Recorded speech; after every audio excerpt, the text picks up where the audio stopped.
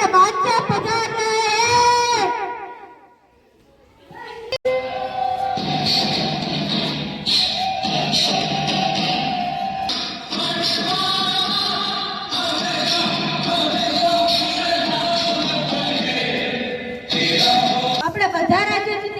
હિન્દુસ્તાન એક એવું રાજ્ય છે જેને આપણે જીત્યું નથી તો એને પણ જીતી લ્યો પણ એમાં એક વાંધો છે કયો વાંધો છે એવો એના રાજા ગુરુ ગોવિંદ છે એને પણ લઈ લ્યો અને જવાનું છે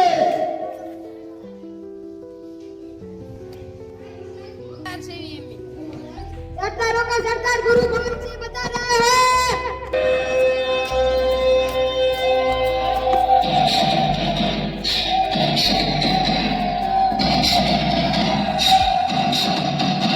શું ચાલી રહ્યું છે આપણા રાજ્યમાં સારું ચાલી રહ્યું છે પણ મુગલોનો વપરાશ વધી ગયો એની તો ચિંતા મને બહુ છે આપણે સેના ભેગી કરવી પડશે ચાલો સેના ભેગી કરો અને માતાને અને મારા ચારે પુત્રોને બોલાવો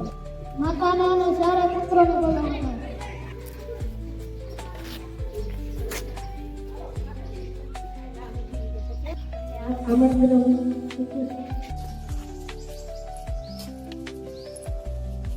માતાશ્રી અત્યારે મુગલોનો બહુ ત્રાસ છે તેથી અમારે તેની સામે લડાઈ કરવી જોશે તેથી હું પાછો આવી શકું યા ના આવી શકું માતાશ્રી અમારે અત્યારે યુદ્ધ કરવા જવું પડશે વાહેગુરુજી કા ખાલસા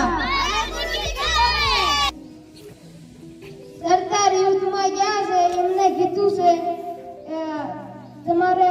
તમારા ઘરે લઈ જવાના છે છુપાવી દેવાના છે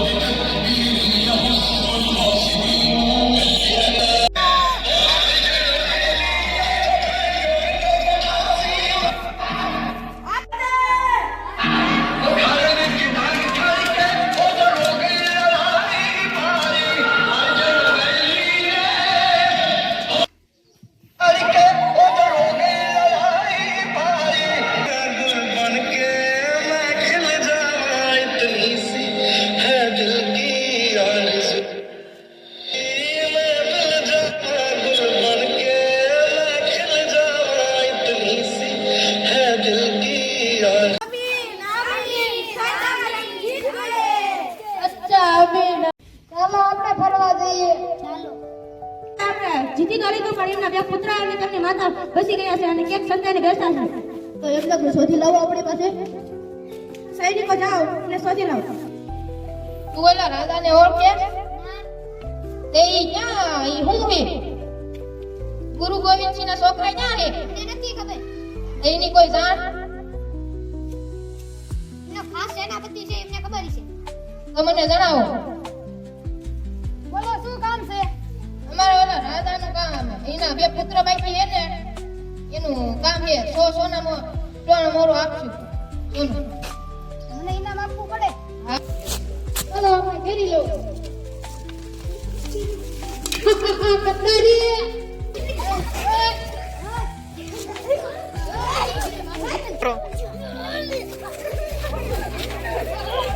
કરતા તમને કીધું તું એ પ્રમાણે હું અમને લઈ આવ્યો તમે મને 100 સોનામાં આપો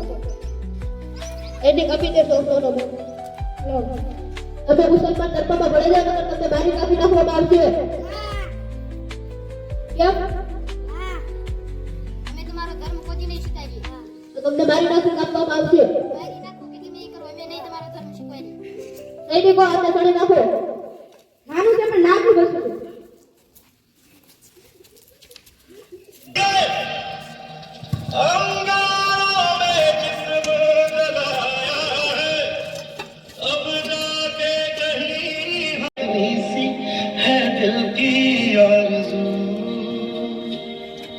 तेरी नदियों में बह जाऊं तेरे खेतों